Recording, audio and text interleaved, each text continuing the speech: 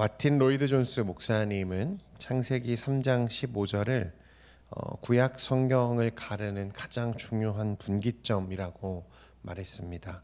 창세기 3장 15절에는 아담과 하와가 범죄한 이후에 하나님께서 구원을 약속하시는 말씀, 또 언약이 담겨져 있죠. 하나님은 여인의 후손과 뱀의 후손이 무엇이 될 거라고 말씀하셨습니까? 원수가 될 것이다 라고 말씀하셨습니다.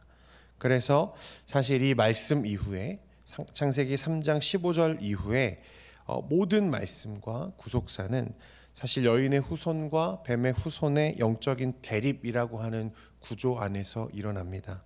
우리가 읽고 있는 대부분의 말씀, 거의 모든 말씀이 이 프레임 안에서 이루어집니다. 하나님은 이 창세기 3장 15절의 약속을 이루시기 위해서 누구를 부르셨습니까? 아브라함을 부르셨고 이제 애굽에서 이스라엘을 형성하게 하셨습니다. 또 애굽에서 노예로 확대당하는 이스라엘을 하나님은 모세를 통해서 건져내시고 그들을 이곳 시내 광야로 인도하셨습니다. 그리고 오늘 이제 우리가 다루어야 하는 이 19장은 이제 이루어져 가는 하나님의 구속사 가운데에서 또 다른 측면에서 창세기 3장 15절과 비교될 만큼 중요한 한 사건을 우리에게 다루고 있습니다. 어떤 사람은 이 19장을 프로포즈라고 얘기하기도 하고 혹자는 대관식이라고도 하고 또 어떤 사람은 결혼식으로 이 장면을 묘사하기도 합니다.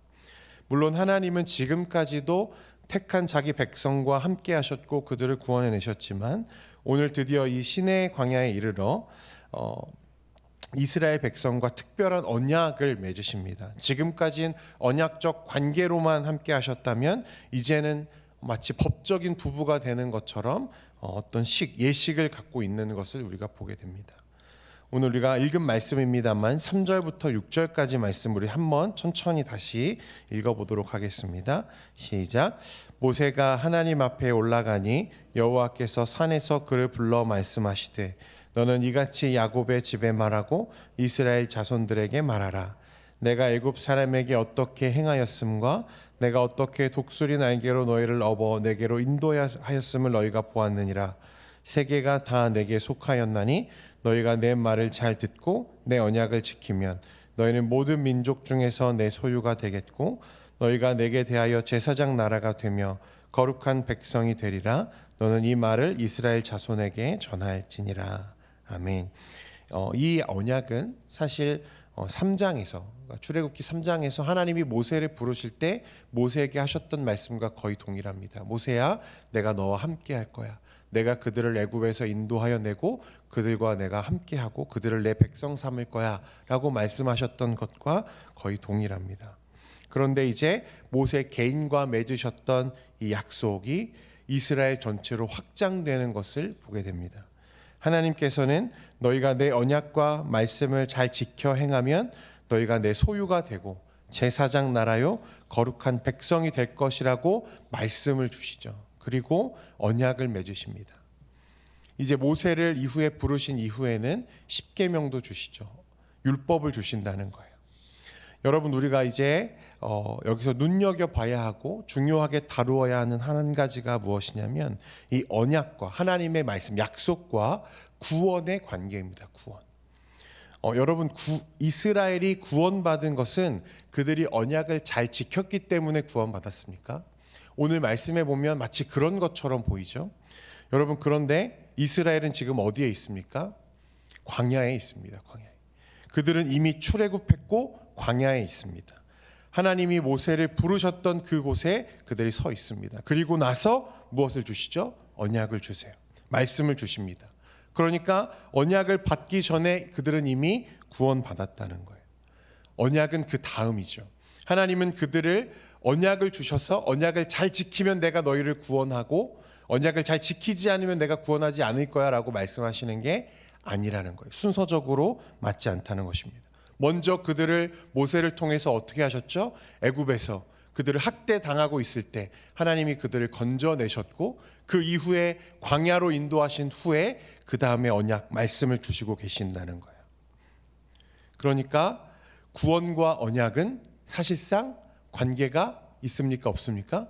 사실은 없어요. 그들은 언약 말씀을 받기 전에 이미 구원받았고 하나님이 그들과 늘 함께 하셨다는 것입니다. 그렇다고 해서 언약을 준수하는 것, 말씀을 지키는 것, 그건 무시되어도 되나? 그것은 절대 아닙니다. 언약을 준수하는 것은 우리의 구원과는 관계가 없지만 하나님과 더 깊은 관계로 나아가기 위한 아주 중요한 조건입니다. 쉽게 말해서 언약을 지킴으로 인해서 오늘 하나님이 말씀하시는 대로 하나님의 보물, 선택된 백성, 제사장 나라, 거룩한 민족이 된다고 말씀하는 것입니다. 언약 준수는 구원의 조건이 아니라 구원을 통해 맺어진 하나님과 언약적 관계를 유지시키고 발전시키는 중요한 조건입니다. 성도 여러분, 우리는 어떻게 구원받았습니까?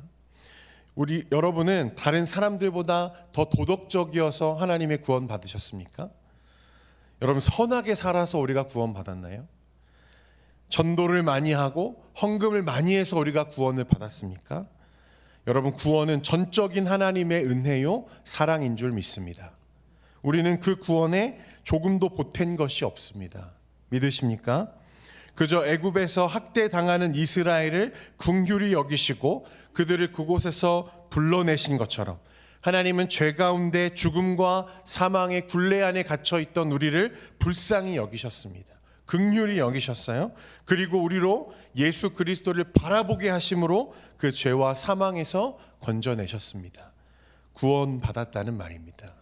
여러분, 우리의 구원은 따라서 우리의 행위와 우리의 선한 노력과 관계가 있습니까? 없습니까? 전혀 없습니다. 오늘 이 대관식, 결혼식이라고 불리는 출애굽기 19장의 언약이 우리에게 그것을 확정하고 있는 것입니다. 그들은 이미 구원받았고 출애굽했습니다. 하나님의 능력으로 그들은 살았고 홍해를 건너왔습니다. 그리고 나서 하나님이 말씀하시는 거예요. 내가 너희와 언약을 하겠다. 너에게 말씀을 주겠다고 이야기하는 것입니다.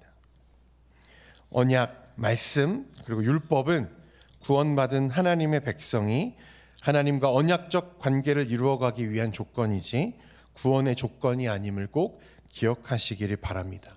혹여나 내가 교회를 잘 다녔으니까, 선하게 살았으니까, 열심히 살았으니까 하나님이 이것을 귀하게 여겨주시겠지라고 나의 행위에 의존하려고 하는 마음이 여전히 있으시다면 그 마음을 내려놓으시기 바랍니다. 오직 주 예수 그리스도, 우리를 긍휼히 여기신 하나님 아버지의 사랑을 의지하는 저와 여러분 되기를 소원합니다. 또 한 가지 중요한 것은 오늘 말씀에 보면 하나님은 이스라엘을 무엇이라고 부르시냐면 제사장 나라라고 부릅니다. 이거 굉장히 중요한 표현이거든요. 여러분, 제사장은 무엇입니까? 제사장이 뭐 하는 사람이죠? 엄밀히 말하면 하나님과 이스라엘 백성의 중개자가 제사장 아닙니까? 제사장은 하나님과 이스라엘 사이의 관계의 다리를 놓아주는 역할을 합니다. 이 제사를 통해서 그렇게 하죠. 그런데 하나님은 이스라엘을 제사장 나라로 삼겠다고 말씀하세요. 그것이 의미하는 것은 이스라엘을 부르신 것, 그 이스라엘이 하나님과 세상 사이의 관계를 놓아주는 역할로 이스라엘을 삼으셨다는 것입니다. 하나님께서 이스라엘을 택하신 것은 결코 그 자체가 목적이 아니었습니다. 추후에 이스라엘 백성들은 하나님이 자신들만 택하셨다고 여기고 그렇게 믿고 살았지만 사실은 그게 아니라 이 세상과 하나님 사이에 다리를 놓는 역할로 누구를 부르셨어요? 이스라엘 민족을 부르셨다는 말입니다. 그러면 하나님의 진짜 목적은 뭐예요? 이스라엘을 통해서 누구에게로 가는 거죠? 이 세상을 향해서, 모든 민족과 하나님이 택한 백성을 향해서 나아가는 것이 하나님이 원래 목적이었다는 것을 오늘 말씀을 통해서 이야기하는 것입니다. 이스라엘은 그것을 위한 하나님의 도구였을 뿐이에요. 창세기 12장 1절에서 3절 말씀에 아브라함을 하나님이 부르실 때 뭐라고 말씀하십니까? 여호와께서 아브라함에게 이르시되 너는 너의 고향과 친척과 아버지의 집을 떠나 내가 내게 보여줄 땅으로 가라. 내가 너로 큰 민족을 이루고 내게 복을 주어 내 이름을 창대하게 하리니 너는 복이 될지라. 너를 축복하는 자에게는 내가 복을 내리고 너를 저주하는 자에게는 내가 저주하리니 땅의 모든 족속이 너로 말미암아 무엇을 얻을 것이라? 복을 얻을 것이라 하시니라. 하나님은 아브라함을 부르시면서 너를 축복하는 자에게는 내가 복을 내리고 너를 저주하는 자에게는 내가 저주하리니 하시면서 땅의 모든 족속이 너로 말미암아 복을 얻게 되리라. 이게 약속이죠. 아브라함 한 사람이 복받게 되는 것, 아브라함의 후손만 복받게 되는 것이 아니라 하나님의 축복이 아브라함을 통해서 모든 민족에게로 나아가는 것이 하나님의 관심이었고 목적이었다는 것입니다. 땅의 모든 족속이 아브라함과 이후 그 후손들과 이스라엘을 통하여서 복받는 것, 여러분 이 복은 예수 그리스도이십니다. 그것이 하나님의 목표였다는 거예요. 온 세상이 내 것이라 선언하신 하나님께서 이스라엘을 제사장 나라로 선택하신 궁극적인 목적은 이스라엘 자신이 거룩하게 되는 것뿐만 아니라 이스라엘을 통하여 온 세상이 거룩하게 되는 것이었습니다. 베드로전서 2장 9절 말씀, 여러분 우리가 함께 이 말씀을 묵상하며 오늘 말씀을 우리 마음에 새기길 원하는데요. 같이 함께 읽겠습니다. 시작. 그러나 너희는 택하신 족속이요 왕 같은 제사장들이요 거룩한 나라요 그의 소유가 된 백성이니 이는 너희를 어두운 데서 불러내어 그의 기이한 빛에 들어가게 하신 이의 아름다운 덕을 선포하게 하려 하심이라. 이제 우리의 구원이신 예수님께서 이 땅에 오심으로 율법은 완성되었고 더 이상 제사와 제사장을 통해서 하나님께 나아가는 율법의 시대는 끝이 났습니다. 이제는 주를 믿는 모든 백성이 무엇입니까? 택하신 족속이요 왕 같은 제사장이라고 말했습니다. 여러분 제사장이 누굽니까? 여러분이세요. 저와 여러분입니다. 거룩한 나라라고 부릅니다. 여러분 목사를 통해서 하나님을 만나십니까? 요즘도 목사를 통해서만 하나님을 만날 수 있습니까? 아니죠. 설교를 들을 때만 하나님과 교제합니까? 그것도 아닙니다. 우리가 함께 모여 드리는 주일 1시간의 예배, 거룩하고 굉장히 존귀한 시간입니다만 여러분 그것만으로 우리가 하나님을 만나는 게 아닙니다. 이제 예수 그리스도께서 십자가를 지심으로 휘장을 위에서 아래로 찢으심으로 그를 의지하는 자들이 하나님 앞에 나아갈 담력을 얻게 하셨다. 히브리서 기자가 기록하지 않습니까? 여러분 이 사실을 믿으셔야 됩니다.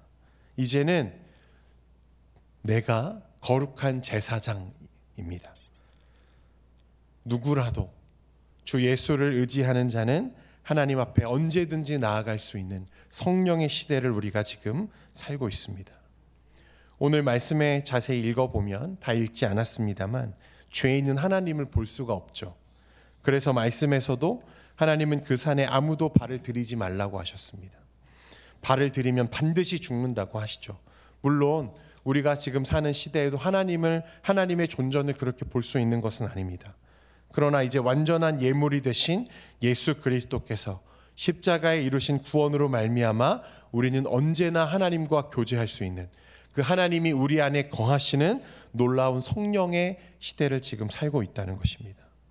성령이 내 안에 거주하시는 거룩한 나라요 왕 같은 제사장이 바로 저와 여러분입니다. 여러분 제사장은 무엇이라 했습니까? 중개자라고 했습니다. 중개자. 우리는 이 시대의 제사장으로 부름받은 줄 믿습니다. 무엇 하는 사람이죠? 세상과 하나님 사이에 다리 놓는 사람들. 그게 저와 여러분입니다. 모세는 이제 하나님의 명령대로 백성들을 성결하게 준비합니다. 옷을 빨고 거룩하게 자신을 구별하게 하죠. 그리고 약속하신 셋째 날 아침에 하나님의 말씀대로 현현하십니다. 우리 16절에서 20절 말씀인데요. 우리 스크린 보시고 천천히 함께 읽겠습니다. 시작. 셋째 날 아침에 우레와 번개와 빽빽한 구름이 산 위에 있고 나팔 소리가 매우 크게 들리니 진중에 있는 모든 백성이 다 떨더라. 제가 읽어드리겠습니다. 모세가 하나님을 맞으려고 백성을 거느리고 진에서 나오매 그들이 산 기슭에서 서 있는데 시내산에 연기가 자욱하니 여호와께서 불 가운데서 거기 강림하심이라. 그 연기가 옹기 가마 연기같이 떠오르고 온 산이 크게 진동하며 나팔 소리가 점점 커질 때에 모세가 말한즉 하나님이 음성으로 대답하시더라. 여호와께서 시내산 곧 그 산 꼭대기에 강림하시고 모세를 그리로 부르시니 모세가 올라가매. 아멘.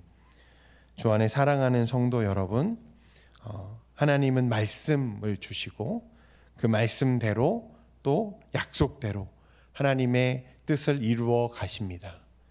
이것은 오늘날 저와 여러분에게도 동일하게 이루어지는 말씀들입니다.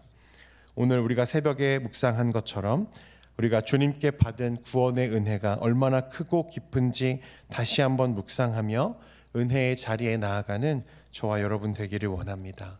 그리고 그리스도께서 이루신 구원이 얼마나 크고 놀라운 일인지 깨닫게 되기를 원합니다.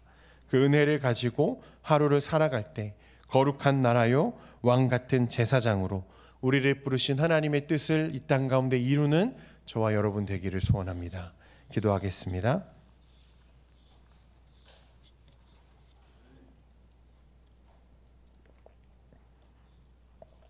우리를 거룩한 나라요 왕 같은 제사장으로 부르신 하나님 아버지, 오늘도 주의 말씀에 붙들려 하루를 시작하며 또 이렇게 기도와 말씀으로 하루를 시작합니다. 하나님, 우리와 함께 하시고 우리가 제사장으로 또 거룩한 나라로 하나님 이 땅 가운데 하나님의 나라를 세워갈 수 있도록 주여 오늘 하루의 삶 가운데에서도 우리의 생각과 마음을 지켜 주옵소서. 하나님의 말씀대로 살기를 원하오니 주여 말씀으로 우리를 채우시고 주 예수 그리스도와 동행하며 오늘 하루의 삶도 승리하는 우리 모든 성도가 되게 하여 주시옵소서. 하나님, 이제 부르신 뜻을 이루며 우리의 가정과 또 우리의 직장과 우리의 지경 가운데 하나님의 제사장 되기를 원하오니 우리를 통하여서 하나님의 복이 또 이 땅 가운데 전해질 수 있도록 주님 역사해 주시옵소서. 우리 가족들 가운데 혹은 우리 주변에 아직 예수를 믿지 않는 자들이 있다면 주님 담대하게 복음 전하게 하시고 말씀 가운데 세워가는 우리 귀한 성도의 삶이 되도록 은혜 베풀어 주옵소서. 오늘도 우리의 연약함과 또 약함을 주님 앞에 가지고 나아가오니 주여 우리의 기도를 들으시고 응답하사 주님 약한 자를 강하게 또 가난한 자를 부요하게 하시는 그 하나님께서 역전케 하시는 은혜를 우리의 삶 가운데 베풀어 주옵소서. 우리와 함께 하실 줄 믿사오며 예수님의 이름으로 기도합니다. 아멘.